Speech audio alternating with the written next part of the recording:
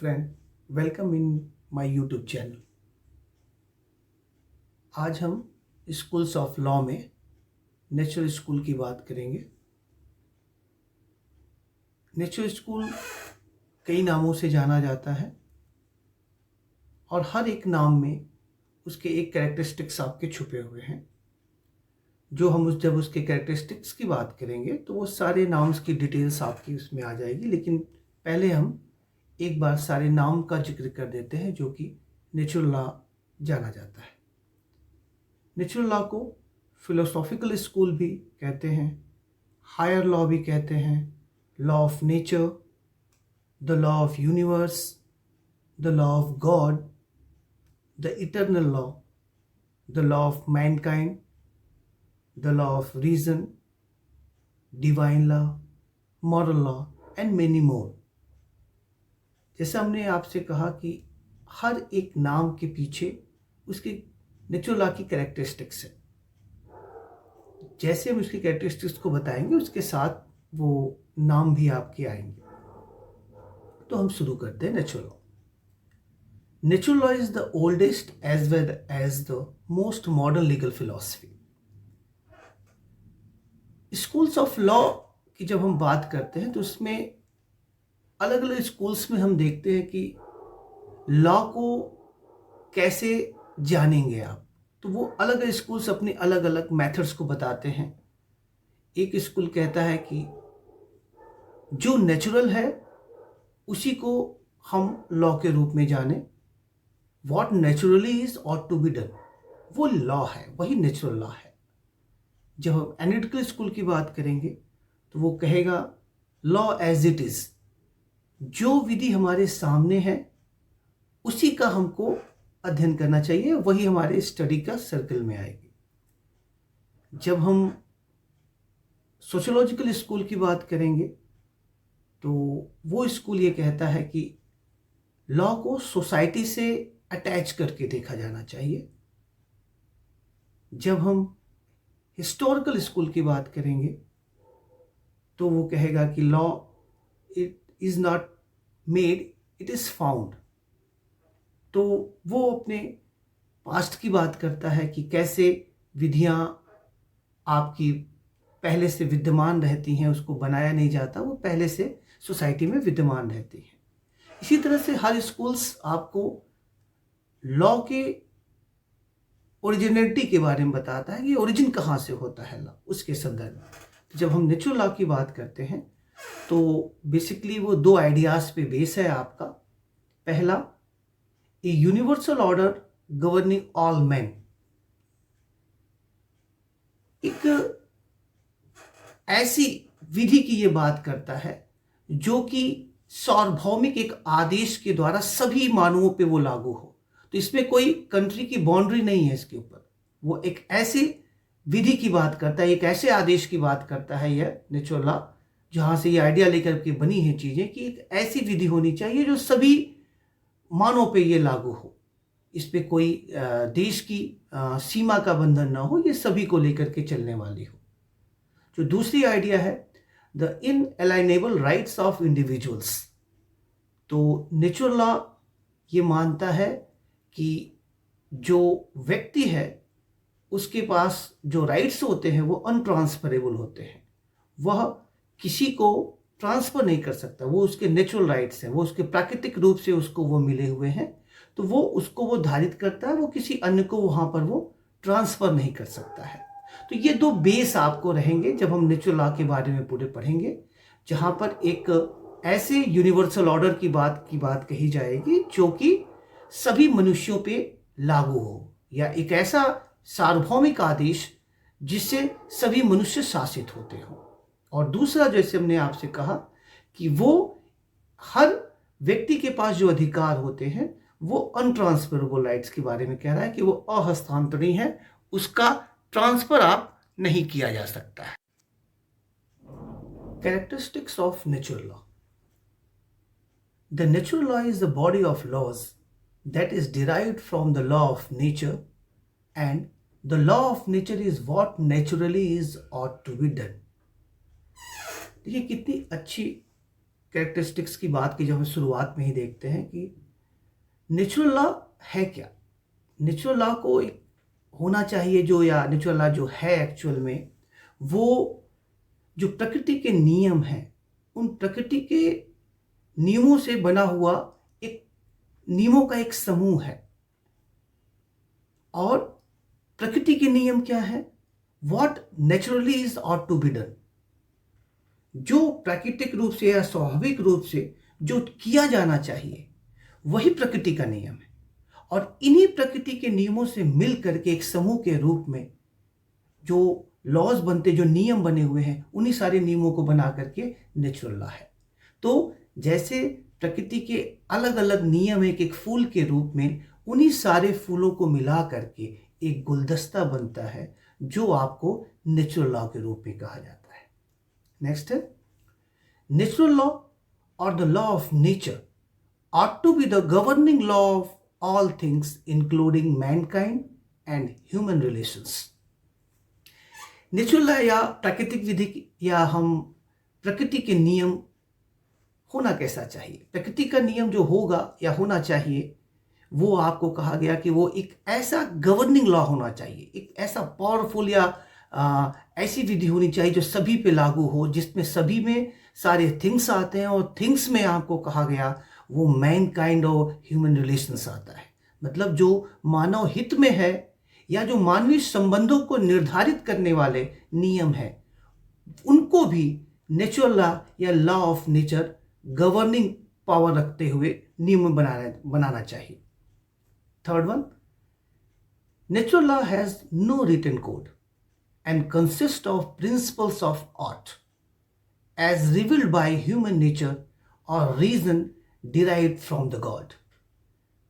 देखिए, natural law को कहा गया कि कोई रिटन लॉ नहीं है ये, इसको कहीं आपको लिखा हुआ नहीं निर्धारित की गई हैं चीजें। जब लिखी हुई नहीं है तो फिर ये आखिर आएंगी कहाँ से, मिलेंगी कहाँ से, हमको हम देखेंगे कहाँ से? तो उसको, इस लॉ को रीजन बेस्ड बनाते हुए, तार्किक बनाते हुए उसको कहा गया है कि ऐसे ही नहीं कि सारे लॉ ऑफ नेचर्स को हम कह दें कि नहीं ये लॉ ऑफ नेचर है इसलिए हम इसको नेचुरल लॉ मानते हैं।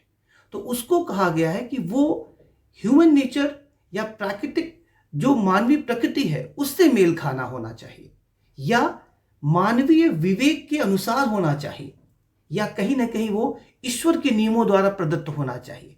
तो मतलब उस नियम को तार्किकता प्रदान करते हुए भी प्रदान किया गया है, जिसको नेचुरल लॉ को और जस्टिफिएबल बनाया गया है कि ये ऐसे ही नहीं, वो रीजन बेस है आपका। Next, natural law is not proclaimed और declared by any legislature, it is promulgated by teaching. Who is the teacher? The teachers are saints, philosophers, rishi, सेक्स, इटीसी। देखिए, अब ये आता है जब वो रिटन कोड नहीं है, जब कहीं वो लिखा हुआ नहीं है, तो आखिर हमको मिलेगा कहाँ या कौन बताता है इसको? तो कहा गया कि जैसे आपका सेपरेशन ऑफ पावर के तहत विधि बनाने का अधिकार आपको लेजिस्लेचर को मिला हुआ है, विधायिका को मिला हुआ है, तो नेचुरल लॉ विधायिका के द्वारा निर्मित नहीं है क्योंकि ये रिटन कोड नहीं है। तो ये मिलता कहाँ है? तो इसकी घोषणा कहा गया कि टीचर्स के द्वारा की जाती है। और वो टीचर्स कौन है? तो जैसे आपको कहा जाता है कि आप अपने कल्चर्स को देखिए, वहां से भी आपको बहुत सी अच्छी अच्छी चीजें मिलेंगी जो आपको लॉ को ओरिजिनेट करने के संदर्भ में हो सकती है। तो वही है आपके वो टीचर्स के रूप में उन संतों को कहा गया, वो जो फिलोसफर्स होते हैं, वो ऋषि हैं, वो जो उनकी बातें कही गई, जो उन्होंने बुक्स लिखे हैं, वो कहीं ना कहीं उस रूप में उनको कहा गया है कि वो लॉ ऑफ नेचर को ध्यान में रख करके चीजें लिखे। तो इसलिए उनके द्वारा जो बातें कही गई हैं उनको वो घोषणा करते हैं उस नेचुरल लॉ की, न कि एक लेजिस्लेचर के द्वारा। नेक्स्ट,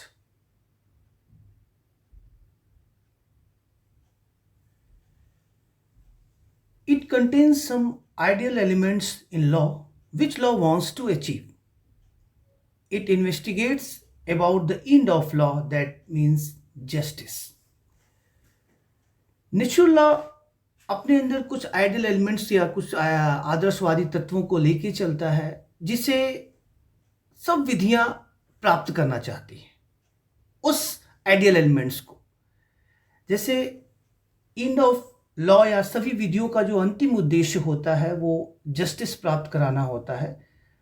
अभी भी कोई इनेक्टमेंट लॉ आप देखेंगे, उसकी पर्पस सामान्यतः या कॉमनली यही होता है आपका कि जस्टिस के लिए ही विधियां आपकी बनती हैं, एक्ट बनते हैं आपके।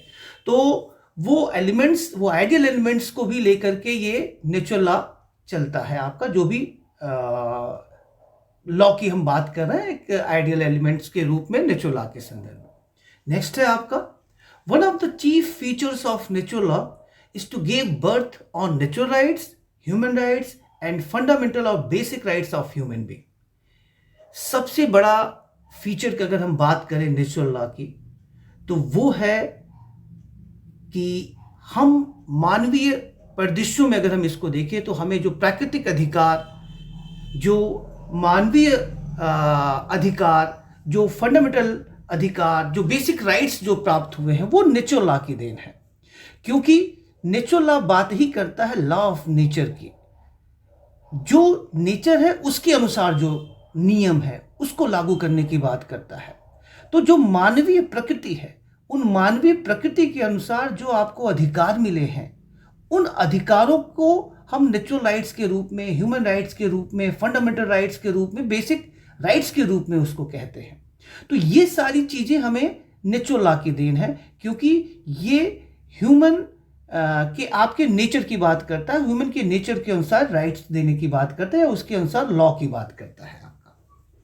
नेक्स्ट है, it embodies in itself the higher values of justice, reason, morality and ethics. Thus, philosophical jurisprudence has become the meeting point of moral and legal philosophy of ethics and jurisprudence. देखिए, natural law में अभी तक जितना भी हम लोगों ने देखा उसमें आपके मॉरलिटी की बात थी या हायर वैल्यूज की बात थी। तो हायर वैल्यूज में आपको कहा कि ये नेचुरल लॉ अपने अंदर उन हायर वैल्यूज को लेकर चलता है, जिसे आप जस्टिस के रूप में, रीजन, मॉरलिटी, एथिक्स के रूप में आप जिनको कह सकते हैं। तो इसलिए जो फिलोसॉफिकल जुरिस्प्रूडेंस है, जो नेचुरल लॉ है, वो एक मीटिंग पॉइंट माना जाता है आपका मॉरल फिलॉसफी और लीगल फिलॉसफी का। नैतिक दर्शन और विधिक दर्शन का ये एक जंक्शन है, जहां पर दोनों दर्शन आकर के मिलते हैं, जिसमें आपको वो मॉरल एस्पेक्ट भी मिलेगा फिलॉसफी का और लीगल एस्पेक्ट भी मिलेगा, जहां पर आपको लॉ ऑफ नेचर की भी बात होगी और साथ ही साथ ह्यूमन नेचर को ध्यान में रखते हुए लॉ की भी एक विधि के रूप में जो आपके ऊपर नियम लागू किए जाते हैं उनकी भी बात होगी। इसीलिए ये एक मीटिंग पॉइंट कहा गया है, कि ये जंक्शन कहा गया है आपको नेचुरल लॉ के संदर्भ। Next, the philosophical jurists regard law neither as an arbitrary command of ruler, that is analytical school, nor as the creation of historical necessity. The law is the product of human reason and its purpose is to elevate and enable human personality. Philosophical जो jurist है, विधि को न तो किसी शासक के रूप में जो किसी शासक का एक निरंकुश या एक मनमाना आदेश है उस रूप में इसको मानते हैं, और न ही वो एक ऐतिहासिक आवश्यकता की उपज मानते हैं। यहाँ पर हम बात कर रहे हैं विश्लेषणात्मक या एनालिटिकल स्कूल की, जहाँ पर एक कमांड का जो है उसी को लॉ मानने की बात कही गई थी, चाहे वो आपका उचित हो या अनुचित हो या जस्ट हो या अनजस्ट हो, लेकिन आपको अगर वो शासक का आदेश है तो आपको मानना पड़ेगा। लेकिन नेचुरल लॉ ऐसी बात नहीं करता है। नेचुरल लॉ कहता है रीजन बेस्ड, एक तर्कपूर्ण, एक लॉ ऑफ नेचर की, एक ह्यूमन नेचर के अनुसार लॉ की बात करता है। तो ऐसे जबरदस्ती थोपने वाली चीजें इसमें नहीं है, और न ही वो ये कहता है कि एक ऐतिहासिक आवश्यकता थी, कि जैसे हम एक हिस्टोरिकल स्कूल में कहा गया है, कस्टम की बात है कि हम एक नियम को कई पीढ़ी दर पीढ़ी मानते चले आ रहे हैं, तो अब ये एक ऐतिहासिक आवश्यकता के रूप में हमें ये मानना है। हिस्टोरिकल नेचुरल लॉ इसको भी नहीं स्वीकार करता है, कहा इसलिए लॉ को मानने की बात नहीं है। यहां पर ये सारी चीजें स्वेच्छा है, क्योंकि नेचर है, वो लॉ का नेचर है या ह्यूमन का नेचर है कि आपको वो आपके अनुसार या आपकी चीजों को ध्यान में रख करके चीजें बनाई गई हैं। और ये ह्यूमन रीजन बेस्ड होता है साइज। ये जो नेचुरल लॉ आया है ये आपका ह्यूमन रीजन से इसकी उत्पत्ति हुई है आपकी, और ये आपका इसका उद्देश्य ही मानव व्यक्तित्व के विकास को ध्यान में रख करके रखा गया है कि इससे मानव व्यक्तित्व का विकास होगा। नेचुरल लॉ है ही नेचर बेस्ड चीजें, ये आपको ध्यान में रखनी है। ये नेचर बेस्ड चीजें हैं। ये 2-3 पॉइंट्स हैं आपको जो याद रखना है इसके कैरेक्टरिस्टिक्स के रूप में। एक नेचुरल लॉ है क्या, वो जैसे हमने आपको पहली लाइन में ही आपको बताया था, what naturally is ought to be done. What naturally is ought to be done, जो प्राकृतिक है उसके अनुसार करने की बात करता है, जो स्वाभाविक है उसके अनुसार आपको नियम बनाने की बात करता है। तो जो मेरी प्रकृति है उसके अनुसार अगर नियम बनेगा तो वो मेरे लिए ज्यादा बेहतर होगा, मेरे लिए ज्यादा उपयुक्त होगा। लेकिन उसके आधार पे भी प्लस इसमें एक चीज और जोड़ दी गई है कि वो ह्यूमन रीजन पे वो आपके उसको परखा जाता है कि क्या वो मानवीय विवेक के अनुसार उचित है या नहीं है। तो ये इसीलिए जैसे हमने आपको पहली लाइन में ही आपको कहा कि ये चीजें क्या है, इसको आपको natural is the oldest as well as the most modern legal philosophy. ये शुरू से भी जो उसका अस्तित्व था उस रूप में उसको स्वीकार किया गया, जो मानवीय अस्तित्व था उस रूप में उसको स्वीकार किया गया। जैसे जैसे जैसे सोसाइटी बदलती चली गई, बाद में आप देखेंगे इसका डिक्लाइन स्टेज भी आता है, और जहां पर एक उसमें एक सबसे बड़ी कमी थी जो उसके अंदर स्ट्रिक्टनेस था वो दूर किया जब उसने, तो फिर आप 20वीं शताब्दी में देखेंगे फिर ये रिवाइवल होकर के नेचुरल लॉ आपका आता है। तो फिर एक नए रूप में एक नए अपने कैरेक्टर्स को लेकर के वो अपनी चीजें आता है, और फिर वो वर्तमान रूप में भी आप देखते हैं कि हर लॉ में अब ये एक ऐसी परख हो गई है कि अगर जिस लॉ में इस नेचुरल लॉ को नहीं रखा गया है तो ये कहा जाता है कि वो स्टेट लॉ, हर स्टेट लॉ में या हर मैन मेड लॉ में आपके नेचुरल लॉ का होना जरूरी है। तो ये इंपॉर्टेंस है आपकी नेचुरल लॉ की कि वो पहले भी जो थी अस्तित्व, आज भी उसका अस्तित्व है, और ये हमेशा इसका अस्तित्व बना रहेगा, क्योंकि मेन क्या है, ये लॉ ऑफ नेचर की बात करता है। जो नेचर है उसके अनुसार लॉ बनाने की बात करता है। नेक्स्ट,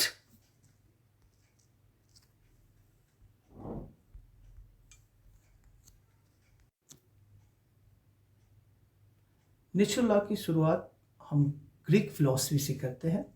इसमें जो जरिस्ट हैं आपके हेराक्लिटस।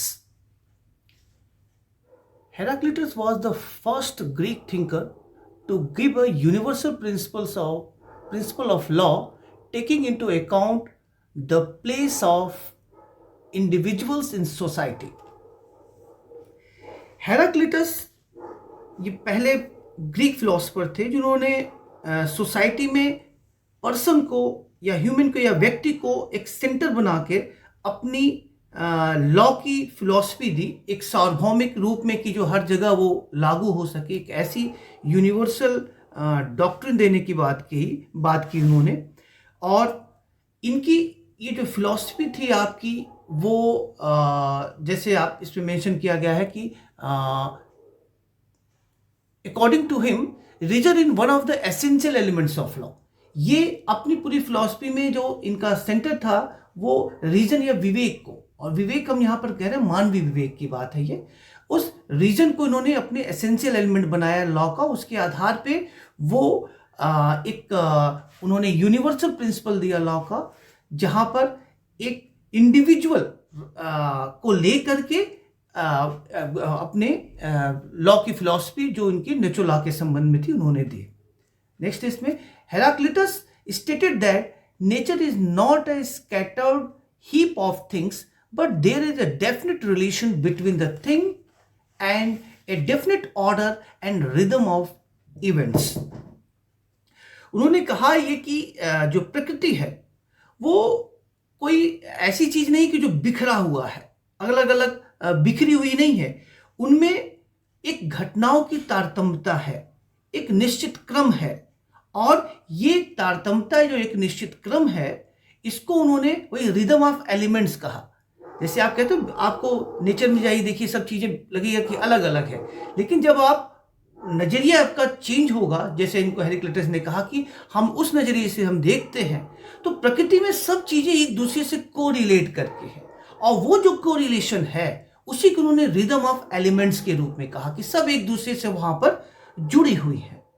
और इसी के आधार पर उन्होंने जो नेक्स्ट इनका स्टेटमेंट है कि he conceived of a rational universal method, और उन्होंने एक तर्कसंगत सार्वभौमिक पद्धति की कल्पना की जहां पर जो रीजन बेस हो और एक यूनिवर्सल, क्योंकि हमने जैसे आपके कैरेक्टरिस्टिक्स में बात की थी, ये इंडिविजुअलिज्म को लेकर के चलने की बात थी, तो उसी को आपके हेराक्लिटस ने भी, जो ग्रीक फिलोसोफर में सबसे पहले थे, जो यहाँ पर इन्होंने एज अ पर्सन को एक सेंटर बना के अपनी फिलॉसफी को वहां पर दिया था। Next, सुक्रेट्स। Socrates' plea for compliance with the law neither encourages blind compliance nor is it a charter for civil disobedience.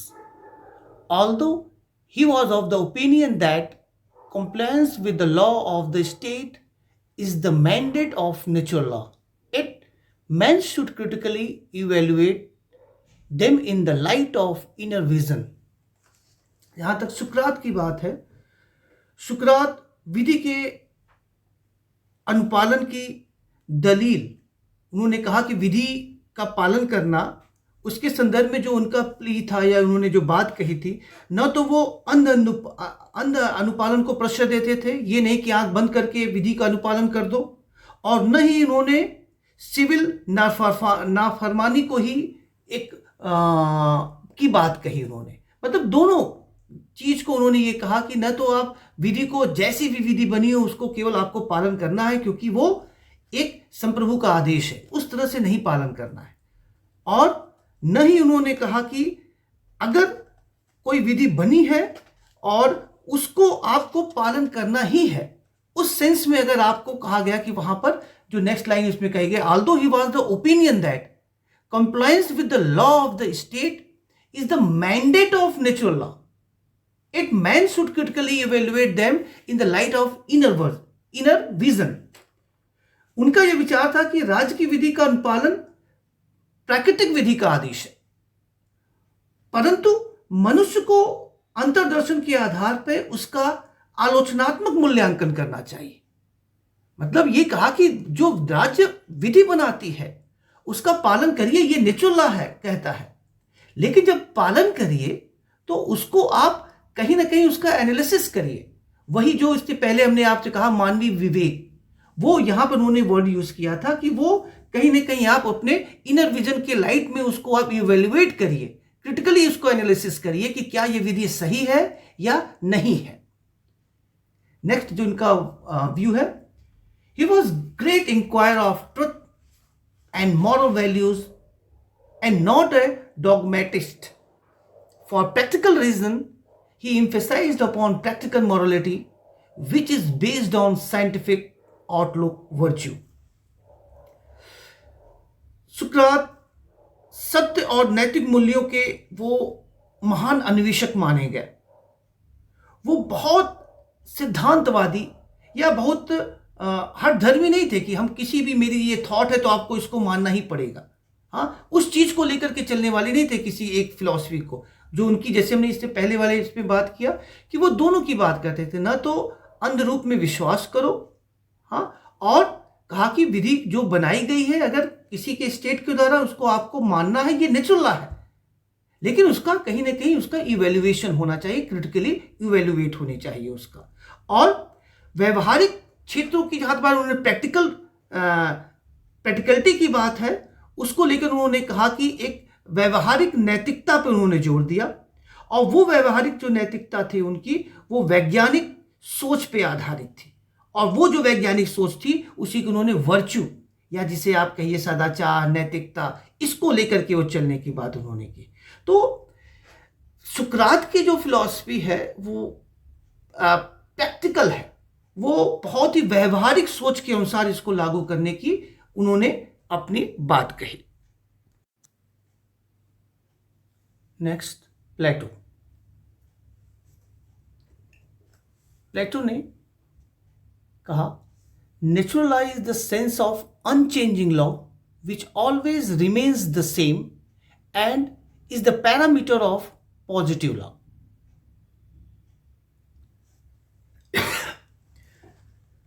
प्लेटो ने प्राकृतिक विधि को एक अपरिवर्तनीय विधि माना, जैसे हमने आपके इसके पहले ही उसके कैरेक्टरिस्टिक्स में बात की थी, ये इटर्नल लॉ, शाश्वत विधि।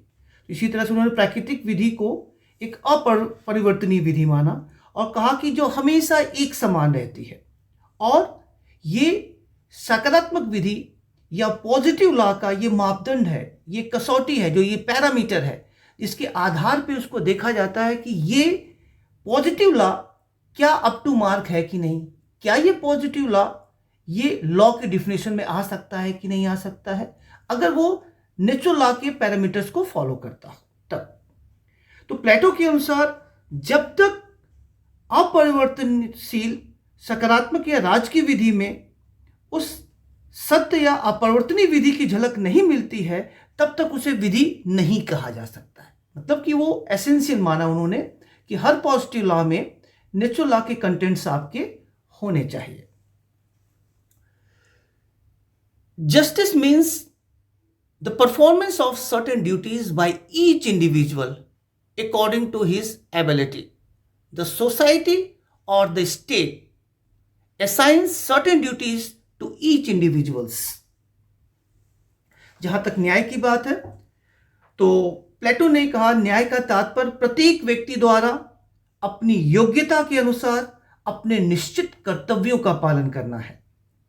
और उनके कर्तव्य क्या है? तो प्रत्येक व्यक्ति को समाज या राज्य कुछ निश्चित कर्तव्य निर्धारित कर दिया है, और जो निश्चित कर्तव्य उनको निर्धारित किया है उसके अनुसार वो अपने काम करते रहे।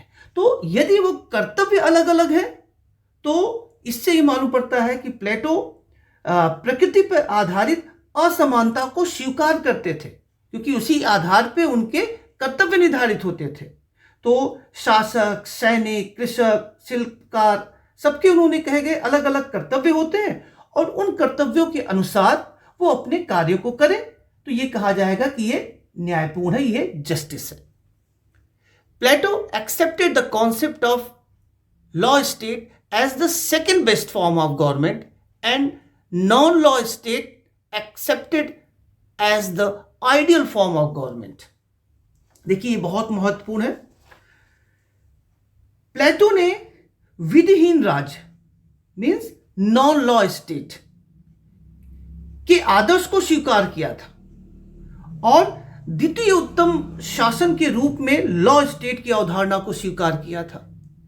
जैसे आप ये कह सकते हैं कि वो ये मान के चले थे कि सभी नागरिकों का यह नैतिक कर्तव्य है कि वो विधि का अनुपालन करेंगे। जब सभी नागरिकों का नैतिक कर्तव्य है और सभी व्यक्ति अपने कर्तव्यों का पालन करेगा, तो फिर वहां पर लॉ नाम की कोई अवधारणा ही नहीं होगी उस राज्य में। तो उन्होंने इसीलिए उसको एक आइडियल स्टेट के रूप में कहा था, जहां पर नॉन लॉ स्टेट की बात आएगी, जहां पर विधिहीन राज्य होगा, जहां पर विधि की आवश्यकता ही नहीं है। कहे कि अगर वो सब अपने कर्तव्यों का पालन नहीं करता है, तब वो सेकंड बेस्ट फॉर्म के रूप में उन्होंने लॉ स्टेट के को स्वीकार किया था। नेक्स्ट,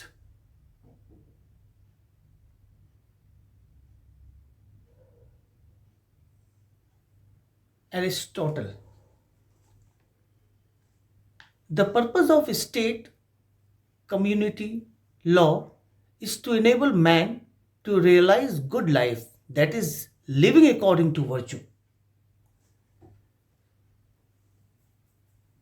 अरस्तु या एरिस्टोटल ने ये कहा कि द पर्पस ऑफ स्टेट, राज्य, कम्युनिटी और विधि, स्टेट, कम्युनिटी और विधि का ये उद्देश्य होता है कि वो मानव को यह सक्षम बना दे या यह उनको एहसास करा दे कि गुड लाइफ क्या है, जैसे वर्च्यू के अनुसार जीना ही गुड लाइफ है, या आप सदाचार सद्गुणों के अनुसार अगर जीते हैं, नेचर के अनुसार आप जीते हैं, तो वही सबसे बेहतर जीवन है। ये स्टेट का, कम्युनिटी का और लॉ तीनों का यही पर्पज है कि इन चीज़ों को आप वर्च्यू के अनुसार ह्यूमन बीइंग या ह्यूमन को लाइफ को देना। Next, by rejecting the concept of Plato's best state and second best state, Aristotle considered only the state based on law as appropriate. अरस्तु ने प्लेटो के प्लेटो ने जो सर्वोत्तम राज्य या नॉन स्टेट लॉ का जो कॉन्सेप्ट दिया था कि ये सबसे अच्छा राज्य की संकल्पना है जहां पर नॉन लॉ स्टेट हो या विधि वहां पर न हो, और सेकेंड बेस्ट स्टेट के रूप में जो उन्होंने लॉ स्टेट की जो संकल्पना दी थी उसको अरस्तु ने अस्वीकार कर दिया, और उन्होंने कहा कि जो विधि पे आधारित राज्य होता है केवल वही राज्य उचित है, वही राज्य की संकल्पना ही, उसी की अवधारणा ही आपकी उचित मानी, न कि जो दो प्रकार के उन्होंने कॉन्सेप्ट दिया था, नॉन लॉ स्टेट और स्टेट लॉ का जो कॉन्सेप्ट प्लेटो ने दिया था उसको अरस्तु ने अस्वीकार कर दिया। देखिए, ये बहुत ही आपका वास्तविकता को लेकर के चलने वाले थे, जो सामाजिक वास्तविकता थी उसको लेकर के चले अरस्तु, न कि जो प्लेटो ने जो एक आदर्शवाद को लेकर के चला था उसको उन्होंने नकार करके जो सामाजिक वास्तविकता है, जो मानवीय सच्चाइयां हैं, उसको स्वीकार करके उन्होंने ये अपना कॉन्सेप्ट दिया था। Socrates, Plato and Aristotle logically explained natural law as a higher law, the basis of which is justice. सुकरात, प्लेटो और अरस्तु ने जो उच्च विधि के रूप में उन्होंने जो प्राकृतिक विधि को जो एक्सप्लेन किया था, उन्होंने वो एक रीजन बेस या युक्तिपरक उसकी व्याख्या की, और उसका आधार उन्होंने तीनों ने वो आपको एक न्याय को बना करके चले, एक जस्टिस को लेकर के ही उन्होंने उसकी व्याख्या की। Next, stoic philosophy.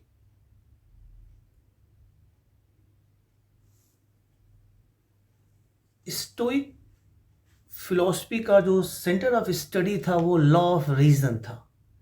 वो तर्क पे आधारित विधि की उन्होंने बात की थी, और इन्होंने एक मैगजिम इस्तेमाल किया था जो बहुत ही पॉपुलर है, लिव अकॉर्डिंग टू नेचर, प्रकृति के अनुसार जियो, जैसा नेचर है नेचर के अनुसार आपको रहना चाहिए। इसी को के तहत स्टोइक्स ने अपनी जो विचारधारा रखी वो कही कि Stoics argued that reason governs all the parts of the universe and man, a part of this universal nature, is governed by reason. Man lives naturally if he lives according to his nature. Stoic ने इस law of reason को explain करते हुए, या जो उन्होंने magazine बनाया live according to nature, इसको एक्सप्लेन करते हुए उन्होंने कहा कि जो विवेक है, जो रीजन है, जो मानवीय विवेक है, वो ब्रह्मांड के या विश्व के सभी तत्वों को वो नियंत्रित करता है, और मनुष्य भी, मानव भी इसी सार्वभौमिक प्रकृति का एक हिस्सा है, इसी यूनिवर्स का वो भी एक हिस्सा है, मानव भी। तो जो ये सारी चीजें तर्कों के द्वारा नियंत्रित हो रही हैं, तो यदि मानव भी अपने स्वाभाविक विवेक के अनुसार रहता है या उसके अनुसार काम करता है, तो ये कहा जाएगा कि मानव भी अपनी प्रकृति के अनुसार वो जीवित है या प्रकृति के अनुसार जी रहा है। तो नेचर के अनुसार, जैसे हमने कहा कि लिव अकॉर्डिंग टू नेचर, वही उनका था कि नेचर के अनुसार, तो न्याय मानव भी उस विवेक के अनुसार, अपने विवेक के अनुसार अगर काम करता है या कुछ कृत्य कर रहा है, तो वह उसका स्वाभाविक प्राकृतिक रूप में अगर है वो, तो ये माना जाएगा कि मानव अपने स्वाभाविक या प्राकृतिक रूप से वह जीवित है या जी रहा है।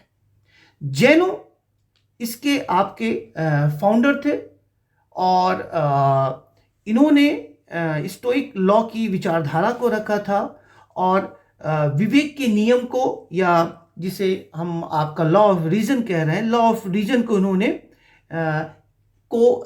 एक पहचान देने की कोशिश की। इसी के आधार पर इन्होंने स्टोइक विचारधारा को आगे बढ़ाया। Next, Roman philosophy. Although the Greeks and Stoic philosophers expounded the doctrine of higher law of nature based on reason in the philosophical sense, it was left to the Romans to study, explain, and systematize natural law as lawyers and judges in a legal manner. It is they who gave practical application to natural law in the juristic sense. देखिए, जब Roman philosophy की बात आती है तो Roman का जो role रहा है नेचुरल लॉ के सेंस में, वो एक अमूर्त संकल्पना को मूर्त के रूप में देने का रहा है। यद्यपि जो आपके ग्रीक्स थे और स्टोइक्स थे, उन्होंने फिलॉसफी दी थी, और वो जो दर्शन, जो उनकी फिलॉसफी थी, वो उन्होंने, जिसमें आपको वो था कि वो रीजन बेस्ड थी, विवेक के आधार पे थी, और उसी के आधार पर उन्होंने एक हायर प्रिंसिपल लेट डाउन कर दिया था, जो आपका नेचुरल लॉ के रूप में, और जो कि रीजन बेस्ड था। लेकिन इसके बाद वो कहीं प्रैक्टिकल रूप में चीज़ें नहीं रही थी, वो केवल एक फिलॉसफी के रूप में था। तो रोमन्स ने क्या किया, रोमन्स ने उसको एडवोकेट्स, न्यायाधीशों को कैसे वो प्रैक्टिकली उसके पर वो लागू कर सकते हैं, उसके संदर्भ में उन्होंने नेचुरल लॉ को उस रूप में उन्होंने उसको ढाला। तो रोमन्स का यह रोल रहा है कि वो विधिक तरीके से कैसे एडवोकेट्स और जजेस के रूप में जो प्राकृतिक विधि का उन्होंने अध्ययन किया, उसकी व्याख्या की, उसको व्यवस्थित किया।